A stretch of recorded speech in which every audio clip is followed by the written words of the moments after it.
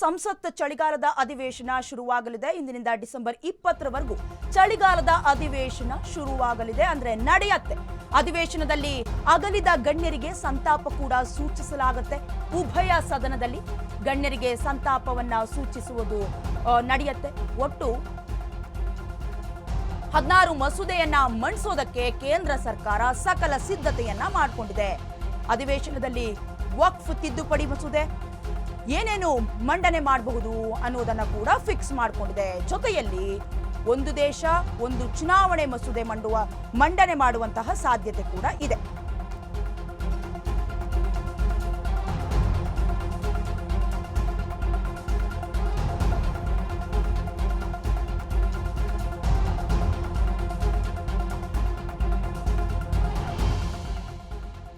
ಇವತ್ತಿನಿಂದ ಸಂಸತ್ ಚಳಿಗಾಲದ ಅಧಿವೇಶನ ಶುರುವಾಗಲಿದೆ. ಇವತ್ತಿನಿಂದ ಹಿಡಿದು ಡಿಸೆಂಬರ್ 20ರವರೆಗೂ ಅಂದ್ರೂ ಬರೋಬ್ಬರಿ 25ರಿಂದ 28 ದಿನಗಳ ಕಾಲ ಕೂಡ ಈ ಒಂದು ಚಳಿಗಾಲದ ಅಧಿವೇಶನ ನಡೆಯಲಿದೆ. ಅಧಿವೇಶನದಲ್ಲಿ ಪ್ರಮುಖವಾಗಿ ಯಾರ್ಯಾರು ಗಣ್ಯರು ಅಗಲಿದ್ರು, ಯಾರ್ಯಾರು ಸಾವನ್ನಪ್ಪಿದ್ರು ಅಂತಾನೆ ಹೇಳ್ಬಹುದು, ಅವರಿಗೆ ಸಂತಾಪವನ್ನ ಸೂಚನೆ ಮಾಡುವುದರ ಮೂಲಕ ಉಭಯ ಸದನದಲ್ಲೂ ಕೂಡ ಸಂತಾಪವನ್ನ ಸೂಚಿಸುವುದರ ಮೂಲಕ ಒಟ್ಟು ಬರೋಬ್ಬರಿ 16 ಮಸೂದೆಗಳನ್ನ ಮಂಡಿಸಬೇಕು ಅಂತ ಕೇಂದ್ರ ಸರ್ಕಾರ ಅಂದ್ರೆ ಆಡಳಿತಾರೂಢ ಪಕ್ಷವಾಗಿರುವಂತಹ NDP ಅಂದ್ರೆ ಬಿಜೆಪಿ ಪಕ್ಷದವರು ಸಕಲ ಸಿದ್ಧತೆಯನ್ನ ಮಾಡಿಕೊಂಡಿದ್ದಾರೆ. ಪ್ರಮುಖವಾಗಿ ಅಧಿವೇಶನದಲ್ಲಿ ಏನೇನು ವಿಚಾರ ಮಂಡನೆ ಮಾಡಬಹುದು ಅಂತ ನೋಡೋದಾದ್ರೆ ವಕ್ಫ್ ತಿದ್ದುಪಡಿ ಮಸೂದೆಯನ್ನ ಮಂಡನೆ ಮಾಡಬಹುದು. ಜೊತೆಯಲ್ಲಿ ಹಲವಾರು ದಿನಗಳಿಂದ ಒಂದು ಧ್ವನಿ ಇದೆ, ಒಂದು ದೇಶ ಒಂದು ಚುನಾವಣೆ ಅನ್ನುವಂತಹ ಧ್ವನಿ. ಆ ಒಂದು ವಿಚಾರವಾಗಿಯೂ ಕೂಡ ಮಸೂದೆಯನ್ನ ಮಂಡನೆ ಮಾಡುವ ಸಾಧ್ಯತೆ ಇದೆ. ಹಾಗೆಯೇ ಹಲವಾರು ವಿಚಾರವನ್ನ ಮಂಡಿಸುವಂತಹ ಸಾಧ್ಯತೆ ಇದೆ. ಬರೋಬ್ಬರಿ 16 ಮಸೂದೆಯನ್ನ ಈ ಬಾರಿ ಚಳಿಗಾಲದ ಅಧಿವೇಶನದಲ್ಲಿ ಆಡಳಿತಾರೂಢ NDA ಪಕ್ಷದವರು ಮಸೂದೆಯನ್ನ ಮಂಡನೆ ಮಾಡೋದಕ್ಕೆ ಸಕಲ ಸಿದ್ಧತೆಯನ್ನ ಮಾಡಿಕೊಂಡಿದ್ದಾರೆ.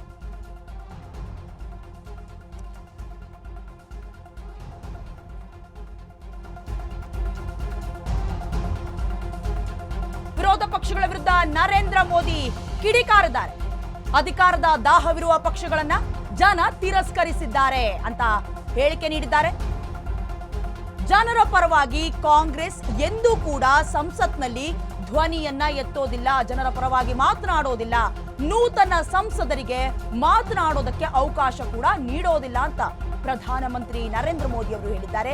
ಸಂಸತ್ ಭವನದ ಬಳಿ ಪ್ರಧಾನಿ ನರೇಂದ್ರ ಮೋದಿ ಅವರು ಹೇಳಿಕೆಯನ್ನ ಕೊಟ್ಟಿರುವಂತದ್ದು. ಸುಗಮ ಕಲಾಪಕ್ಕೆ ಸಹಕಾರ ನೀಡುವಂತೆ ಮೋದಿ ಮನವಿಯನ್ನ ಮಾಡಿದ್ರು. ಅಂದ್ರೆ ಎಲ್ಲ ವಿಚಾರಗಳ ಚರ್ಚೆಗೆ ಅವಕಾಶವನ್ನ ನೀಡ್ತೀವಿ ಅಂತ ಕೂಡ ಹೇಳಿದ್ರು. ವಿರೋಧ ಪಕ್ಷಗಳ ವಿರುದ್ಧ ಒಟ್ಟಾರೆಯಾಗಿ ಈಗ ಪ್ರಧಾನಿ ನರೇಂದ್ರ ಮೋದಿ ಅವರು ಕಿಡಿಕಾರಿದ್ದಾರೆ. ಅಧಿಕಾರದ ದಾಹ ಇರುತ್ತಲ್ಲ ಅಂತವ್ರಿಗೆ, ಅಂತಹ ಪಕ್ಷಗಳಿಗೆ ಜನರು ತಿರಸ್ಕಾರವನ್ನ ನೀಡಿದ್ದಾರೆ. ಜನರ ಪರವಾಗಿ ಕಾಂಗ್ರೆಸ್ ಪಕ್ಷ ಯಾವತ್ತೂ ಕೂಡ ಸಂಸತ್ನಲ್ಲಿ ಧ್ವನಿಯನ್ನ ಎತ್ತೋದಿಲ್ಲ, ಜನರ ಪರವಾಗಿ ಮಾತನಾಡೋದಿಲ್ಲ. ನೂತನ ಸಂಸದರು, ನೂತನ ಎಂಪಿಗಳು ಯಾರಿರ್ತಾರೆ ಅವ್ರಿಗೂ ಕೂಡ ಮಾತನಾಡೋದಕ್ಕೆ ಜನರ ಪರವಾಗಿ ಬಿಡೋದಿಲ್ಲ ಕಾಂಗ್ರೆಸ್ ಪಕ್ಷ ಅಂತ ಹೇಳಿದ್ದಾರೆ. ಸಂಸತ್ತಿನಲ್ಲಿ ಚರ್ಚೆಗೆ ಅವಕಾಶವನ್ನೇ ಕೊಡೋದಿಲ್ಲ, ಗದ್ದಲವನ್ನ ಎಬ್ಬಿಸ್ತಾರೆ. ಇವರು ಜನರ ನಿರೀಕ್ಷೆಗೆ ತಕ್ಕಂತೆ ಕೆಲಸವನ್ನ ಕೂಡ ಮಾಡಿಲ್ಲ ಅಂತ ಹೇಳಿಕೆಯನ್ನ ಕೊಟ್ಟಿದ್ದಾರೆ. जनता को बार बार उनको रिजेक्ट करना पड़ रहा है. साथियों, ये सदन लोकतंत्र की 2024 के पार्लियामेंट के चुनाव के बाद देश की जनता को अपने अपने राज्यों में कुछ स्थानों पर अपनी भावना, अपने विचार, अपनी अपेक्षाएं प्रकट करने का अवसर मिला है. उसमें भी 2024 के लोकसभा के चुनाव के नतीजों को और अधिक ताकत दी गई है राज्यों के द्वारा, और अधिक बल प्रदान किया गया है, और अधिक समर्थन का व्याप बढ़ा है. और लोकतंत्र की यह शर्त है कि हम जनता जनार्दन की भावनाओं का आदर करें. जनता को बार बार उनको रिजेक्ट करना पड़ रहा है. साथियों, ये सदन लोकतंत्र की 2024 के पार्लियामेंट के चुनाव के बाद देश की जनता को अपने अपने राज्यों में कुछ स्थानों पर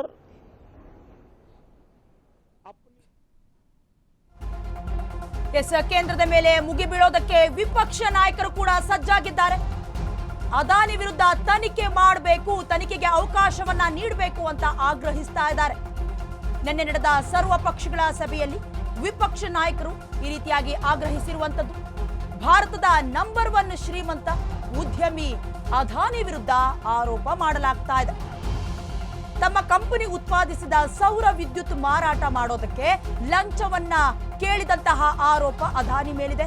ಕೆಲ ರಾಜ್ಯ ಸರ್ಕಾರ ಏನಿದೆ, ಈ ಅಧಿಕಾರಿಗಳಿಗೆ ಬರೋಬ್ಬರಿ 2100 ಕೋಟಿ ರೂಪಾಯಿ ಲಂಚದ ಆಮಿಷವನ್ನ ಒಡ್ಡಿದ್ರು.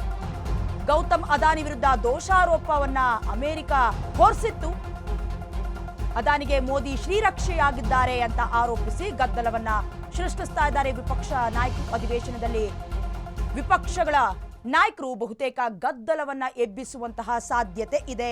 ಇವತ್ತೇನು ಸಂಸತ್ ಚಳಿಗಾಲದ ಅಧಿವೇಶನದಲ್ಲಿ 16 ಮಸೂದೆಯನ್ನ ಮಂಡಿಸೋದಕ್ಕೆ ಕೇಂದ್ರ ಸರ್ಕಾರ ಸಕಲ ಸಿದ್ಧತೆಯನ್ನ ಮಾಡಿಕೊಂಡಿದೆ. ಆದ್ರೆ ವಿಪಕ್ಷ ನಾಯಕರು ಅದಾನಿಯ ವಿರುದ್ಧ ವಿಚಾರವನ್ನ ಮಂಡನೆ ಮಾಡುವಂತಹ ಸಾಧ್ಯತೆ ಕೂಡ ಇದೆ. ಅಂದ್ರೆ ತಮ್ಮ ಸೌರಶಕ್ತಿಯನ್ನ ರಾಜ್ಯ ಸರ್ಕಾರಗಳು ಖರೀದಿಸಬೇಕು, ಅದು ಅತಿ ಹೆಚ್ಚಿನ ಬೆಲೆಯಲ್ಲಿ ಖರೀದಿಸಬೇಕು ಅಂತ 2100 ಕೋಟಿ ರೂಪಾಯಿ ಲಂಚವನ್ನ ಒಡ್ಡಿದ್ರು. ಈ ವಿಚಾರಕ್ಕೆ ಸಂಬಂಧಪಟ್ಟಂತೆ ಅಮೆರಿಕದಲ್ಲೂ ಕೂಡ ಇನ್ವೆಸ್ಟರ್ ಇದ್ದಿದ್ದರಿಂದ ಅಮೆರಿಕದಲ್ಲಿ ಇವ್ರ ಮೇಲೆ ಕೇಸನ್ನ ರಿಜಿಸ್ಟರ್ ಮಾಡಿ ದೋಷಾರೋಪ ಪಟ್ಟಿಯನ್ನ ಕೂಡ ಸಲ್ಲಿಸಿದ್ರು. ಈ ಎಲ್ಲಾ ವಿಚಾರವೂ ಕೂಡ ಇವತ್ತಿನ ಚಳಿಗಾಲದ ಅಧಿವೇಶನದಲ್ಲಿ ಆಡಳಿತಾರೂಢ ಪಕ್ಷದ ವಿರುದ್ಧವಾಗಿ ವಿಪಕ್ಷದ ನಾಯಕರು ಮಂಡಿಸುವಂತಹ ಸಾಧ್ಯತೆ ಹೆಚ್ಚಾಗಿದೆ. ಜೊತೆಗೆ ಗದ್ದಲವೂ ಕೂಡ ಆಗುವಂತಹ ಸಾಧ್ಯತೆ ಹೆಚ್ಚಾಗಿ ಕಂಡು ಬರ್ತಾ ಇದೆ. ಸರ್ಕಾರವನ್ನ ಕಟ್ಟಿ ಹಾಕೋದಕ್ಕೆ ವಿಪಕ್ಷಗಳ ಬಳಿ ಹಲವಾರು ಅಸ್ತ್ರಗಳಿದೆ. ರಾಜ್ಯದಲ್ಲಿ ರೈತರ ಆಸ್ತಿಗೆ ವಕ್ಫ್ ನೋಟಿಸ್ ವಿವಾದವನ್ನ ಕೂಡ ಮಂಡಿಸುವಂತಹ ಸಾಧ್ಯತೆ ಇದೆ. ಮಣಿಪುರದ ಜನಾಂಗೀಯ ಸಂಘರ್ಷ ಏನು ನಡೀತಾ ಇತ್ತು, ಈ ವಿಚಾರವನ್ನ ಕೂಡ ಮಂಡಿಸುವಂತಹ ಸಾಧ್ಯತೆ. ದೆಹಲಿಯಲ್ಲಿನ ಕಲುಷಿತ ವಾಯು ಮಾಲಿನ್ಯದ ವಿಚಾರವನ್ನ ಕೂಡ ವಿಪಕ್ಷಗಳು ಅಸ್ತ್ರವನ್ನಾಗಿ ಇಟ್ಕೊಂಡಿದ್ದಾರೆ. ಅನೇಕ ವಿಚಾರವನ್ನ ಮುಂದಿಟ್ಟು ಸರ್ಕಾರದ ವಿರುದ್ಧ ಸಮರವನ್ನ ಸಾಧಿಸೋಕೆ ಇದೀಗ ವಿಪಕ್ಷ ನಾಯಕರು ಸಜ್ಜಾಗಿದ್ದಾರೆ. ಸರ್ಕಾರದ ವಿರುದ್ಧ ಕೇವಲ ವಕ್ಫ್ ತಿದ್ದುಪಡಿ ಮಸೂದೆ ಮಂಡನೆ ಅಥವಾ ಅದಾನಿ ವಿರುದ್ಧದ ಕೇಸನ್ನ ಮಾತ್ರವಲ್ಲ, ಇದೀಗ ಸರ್ಕಾರವನ್ನ ಕಟ್ಟಿ ಹಾಕೋದಕ್ಕೆ ವಿಪಕ್ಷಗಳ ಬಳಿ ಹಲವಾರು ಅಸ್ತ್ರಗಳಿವೆ. ಅದರಲ್ಲಿ ಪ್ರಮುಖವಾಗಿ ನಮ್ಮ ರಾಜ್ಯವೂ ಸೇರಿದಂತೆ ವಕ್ಫ್ ವಿವಾದ, ಜೊತೆಯಲ್ಲಿ ಮಣಿಪುರದಲ್ಲಿ ಏನು ಕೋಮು ವಿವಾದ ಆಯಿತು, ಕೆಲವೊಂದು ಜನಾಂಗದ ಸಂಘರ್ಷ ಆಯಿತು, ಮೈತಿಯ ಹಾಗೆ ಇನ್ನೊಂದು ಜನಾಂಗದ ಸಂಘರ್ಷ, ಆ ವಿಚಾರ, ಹಾಗೆ ದೆಹಲಿಯಲ್ಲಿನ ಕಲುಷಿತ ವಾಯು ಮಾಲಿನ್ಯದ ವಿಚಾರವನ್ನ ಮುಂದಿಟ್ಕೊಂಡು ಆಡಳಿತಾರೂಢ NDA ಪಕ್ಷದ ವಿರುದ್ಧವಾಗಿ ಮುಗಿಬೀಳೋದಕ್ಕೆ ವಿಪಕ್ಷಗಳು ಸಜ್ಜಾಗಿವೆ. ಇಂದಿನಿಂದ ಸಂಸತ್ ಚಳಿಗಾಲದ ಅಧಿವೇಶನ ಆರಂಭವಾಗಲಿದೆ. ಈ ವಿಚಾರಕ್ಕೆ ಸಂಬಂಧಪಟ್ಟಂತೆ ಖರ್ಗೆ ನೇತೃತ್ವದಲ್ಲಿ ಕಾಂಗ್ರೆಸ್ ಲೋಕಸಭಾ ಸದಸ್ಯರ ಸಭೆ ನಡೆಯಲಿದೆ. ಅಧಿವೇಶನದಲ್ಲಿ ಚರ್ಚಿಸಬೇಕಾದಂತಹ ವಿಷಯಗಳ ಬಗ್ಗೆ ಮಾತು. ಇಂದಿನಿಂದ ಸಂಸತ್ ಚಳಿಗಾಲದ ಅಧಿವೇಶನ ಆರಂಭವಾಗುತ್ತೆ. ಈ ಆರಂಭವಾದ ಸಂದರ್ಭದಲ್ಲೇ ಮಲ್ಲಿಕಾರ್ಜುನ್ ಖರ್ಗೆ ನೇತೃತ್ವದಲ್ಲಿ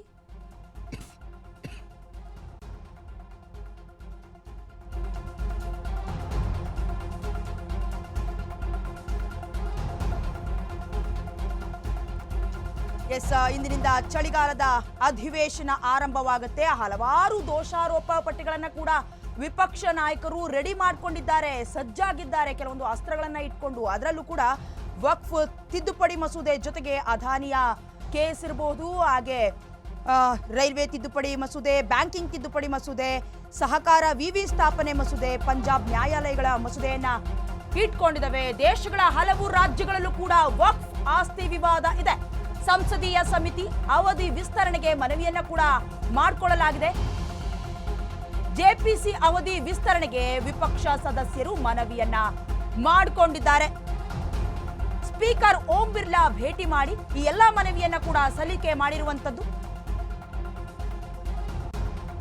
ದೇಶದಲ್ಲಿ ಹಲವಾರು ರಾಜ್ಯಗಳಲ್ಲಿ ನಾವು ನೋಡಬೇಕಾಗಿರುವಂಥದ್ದು ಕೇವಲ ಕರ್ನಾಟಕದಲ್ಲಿ ಮಾತ್ರ ಅಲ್ಲ, ಹಲವಾರು ರಾಜ್ಯಗಳಲ್ಲಿ ವಕ್ಫ್ಗೆ ಸಂಬಂಧಪಟ್ಟಂತೆ ಏನು ತಿದ್ದುಪಡಿ ಮಸೂದೆಯ ಕಾಯ್ದೆಯ ವಿಚಾರವಾಗಿ ಕೂಡ ಇವತ್ತು ಸಂಸತ್ತಿನಲ್ಲಿ ಅಂದರೆ ಚಳಿಗಾಲದ ಅಧಿವೇಶನದಲ್ಲಿ ಮಾತನಾಡುವಂತಹ ನಿರೀಕ್ಷಣೆಗಳು ಹೆಚ್ಚಾಗಿದೆ. ಅದರಲ್ಲೂ ಕೂಡ ಸಂಸದೀಯ ಸಮಿತಿಯ ಅವಧಿಯನ್ನ ವಿಸ್ತರಿಸಬೇಕು ಅಂತ ಸ್ಪೀಕರ್ ಓಂ ಬಿರ್ಲಾ ಅವರನ್ನ ಖುದ್ದಾಗಿ ಭೇಟಿ ಮಾಡಿ ಈ ಎಲ್ಲಾ ವಿಚಾರಕ್ಕೆ ಸಂಬಂಧಪಟ್ಟಂತೆ ಮನವಿಯನ್ನ ಸಲ್ಲಿಕೆ ಮಾಡಿದ್ದಾರೆ.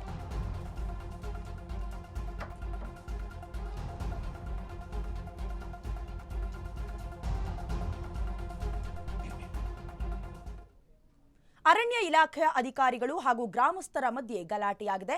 ಕೋಲಾರ ಜಿಲ್ಲೆಯ ಮುಳಬಾಗಿಲು ತಾಲೂಕಿನ ಕಗ್ಗಲನತ್ತ ಗ್ರಾಮದಲ್ಲಿ ಈ ಘಟನೆ ನಡೆದಿದೆ. ಅರಣ್ಯ ಇಲಾಖೆಯ ಅಧಿಕಾರಿಗಳು ಹಾಗೂ ಗ್ರಾಮಸ್ಥರ ಮಧ್ಯೆ ಗಲಾಟೆಯಾಗಿರುವಂತಹ ಘಟನೆ ಕೋಲಾರ ಜಿಲ್ಲೆಯ ಮುಳಬಾಗಿಲು ತಾಲೂಕಿನ ಕಗ್ಗಲನತ್ತ ಗ್ರಾಮದಲ್ಲಿ ನಡೆದಿದೆ. ಅಂದ್ರೆ ಗ್ರಾಮಸ್ಥರು ಅಧಿಕಾರಿಗಳ ಮಧ್ಯೆ ವಾಗ್ವಾದ ಆಗುವಂತಹ ಸಂದರ್ಭದಲ್ಲಿ ತಳ್ಳಾಟ ನೂಕಾಟ ಕೂಡ ಸಂಭವಿಸಿದೆ. ಸಿಪಿಎಂ ಮುಖಂಡ ಗೋಪಾಲ್ ನೇತೃತ್ವದಲ್ಲಿ ಈ ಸಭೆ ಸೇರಿದ್ರು. ಗ್ರಾಮಸ್ಥರೆಲ್ಲರೂ ಕೂಡ ಸಭೆಯಲ್ಲಿ ಭಾಗಿಯಾಗಿದ್ರು. ಈ ವೇಳೆ ಅರಣ್ಯ ಅಧಿಕಾರಿಗಳು ಹಾಗೆ ಗ್ರಾಮಸ್ಥರ ಮಧ್ಯೆ ಗಲಾಟೆ ಶುರುವಾಗಿದೆ. ಒತ್ತುವರಿಯ ತೆರವನ್ನ ವಿರೋಧಿಸೋದಕ್ಕೆ ಪ್ರತಿಭಟನೆಯನ್ನ ಮಾಡೋದಕ್ಕೆ ಗ್ರಾಮಸ್ಥರು ಸಜ್ಜಾಗಿದ್ರು. ಈ ವೇಳೆಯಲ್ಲಿ ಗಲಾಟೆ ಆಗಿರುವಂತದ್ದು ಪರಸ್ಪರ ಕೈ ಮಿಲಾಯಿಸಿದ ಅಧಿಕಾರಿಗಳು ಹಾಗೆ ಗ್ರಾಮಸ್ಥರು. ಈ ಒಂದು ಗಲಾಟೆ ಕೈ ಮಿಲಾಯಿಸುವಷ್ಟು ತಲುಪಿದೆ. 10 ಮಂದಿ ಗ್ರಾಮಸ್ಥರನ್ನ ವಶಕ್ಕೆ ಪಡ್ಕೊಂಡಿದ್ದಾರೆ ಅರಣ್ಯ ಇಲಾಖೆಯ ಅಧಿಕಾರಿಗಳು. ಅರಣ್ಯ ಇಲಾಖೆಯ ಅಧಿಕಾರಿಗಳ ವಿರುದ್ಧ ಪೊಲೀಸರಿಗೆ ದೂರು ಕೂಡ ಸಲ್ಲಿಕೆ ಮಾಡಲಾಗಿದೆ.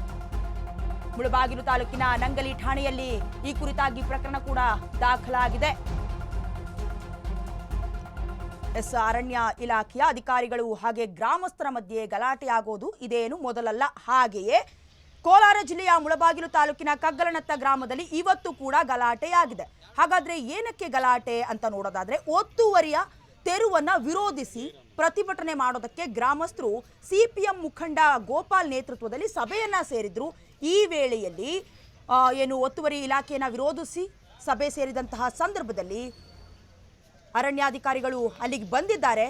10 ಮಂದಿ ಗ್ರಾಮಸ್ಥರನ್ನ ವಶಕ್ಕೆ ಕೂಡ ಪಡ್ಕೊಂಡಿದ್ದಾರೆ. ಅರಣ್ಯಾಧಿಕಾರಿಗಳ ವಿರುದ್ಧ ಪೊಲೀಸರಿಗೆ ಗ್ರಾಮಸ್ಥರು ದೂರನ್ನ ಸಲ್ಲಿಕೆ ಮಾಡಿದ್ದಾರೆ. ಮುಳಬಾಗಿಲು ತಾಲೂಕಿನ ನಂಗಲಿ ಠಾಣೆಯಲ್ಲಿ ಈ ಕುರಿತಾಗಿ ಪ್ರಕರಣ ಕೂಡ ದಾಖಲಾಗಿದೆ.